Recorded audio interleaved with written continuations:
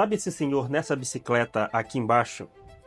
Ele percorria 80 quilômetros para dar assistência a 17 igrejas, lá no interior do Pará. Pastor Carlos Palheta, meu pai. E foi em uma dessas igrejas que ele dava assistência que foi construído um templo pequeno, uma congregação. Essa aqui que você está vendo nessa imagem aqui embaixo é a estrutura de madeira que os obreiros da igreja foram para o mato, tiraram toda a estrutura e fizeram. Depois as irmãs vinham fazendo enchimento com barro.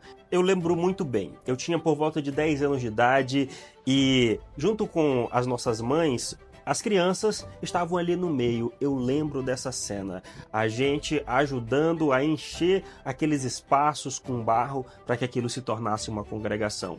Nessa outra imagem você vai ver uma outra igreja que foi feita da mesma forma. E foi nesse contexto que eu cresci.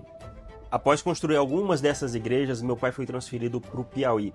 E foi lá no Piauí que eu vi verdadeiros milagres acontecerem.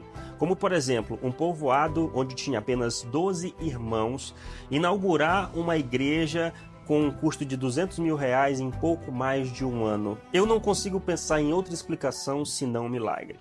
E foi para essa igreja que eu fiz o meu primeiro desenho de uma fachada.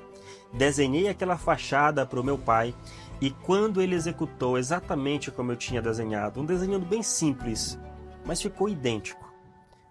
Eu olhei para aquilo e disse para Deus, eu quero ser arquiteto para fazer projetos de igreja.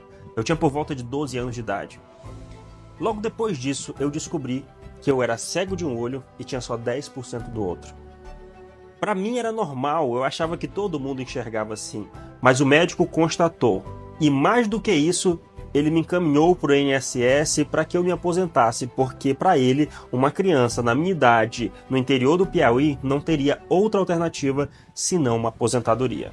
Foi a partir daí que eu comecei a orar para que Jesus me curasse. Eu já tinha visto pessoas paraplégicas voltarem a andar e eu orava para que Deus me curasse. Certo dia, Deus usou um pastor para falar comigo e Deus me disse através daquele pastor que ele não iria me curar. O propósito dele na minha vida seria me usar e que as pessoas iriam glorificar o nome dele por meio da minha deficiência. Não pela cura, mas porque, mesmo sendo cego, ele me permitiria que eu fizesse tudo que uma pessoa normal faz. Daquele dia em diante, sempre que alguém vinha impor as mãos sobre mim para que Deus me curasse, eu pedia para que parasse, porque eu já tinha entendido o propósito de Deus na minha vida. Então me dediquei em estudar para ser arquiteto. E apesar de todas as dificuldades para estudar, eu não conseguia nem sequer enxergar o que o professor escrevia no quadro. Mesmo assim, Deus me deu a determinação necessária para perseguir aquele objetivo. Me formei como um dos melhores da minha turma. Tirei 10, unânime na minha banca de TCC. Mesmo sem sequer enxergar o número dos ônibus quando eu ia para a faculdade lá em Teresina, no Piauí. Mas, para a glória de Deus, me formei e logo que eu saí da faculdade comecei a fazer outros projetos e não de igrejas. Um dia, fazendo orçamento para um pastor para fazer um projeto de reforma de uma igreja, Deus usa aquele pastor para falar comigo.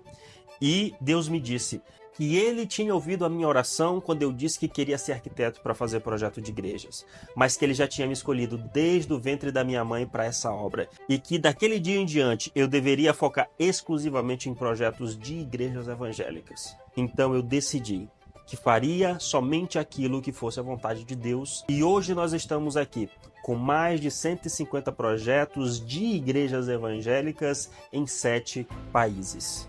Mas tudo começou com aquela congregação de barro lá no Pará. Essa é a história que nos trouxe até aqui e nós temos total clareza que o trabalho que nós desenvolvemos não é só uma profissão, é uma vocação, um ministério dado por Deus para ajudar pastores no mundo inteiro, dando forma à visão que Deus lhes deu.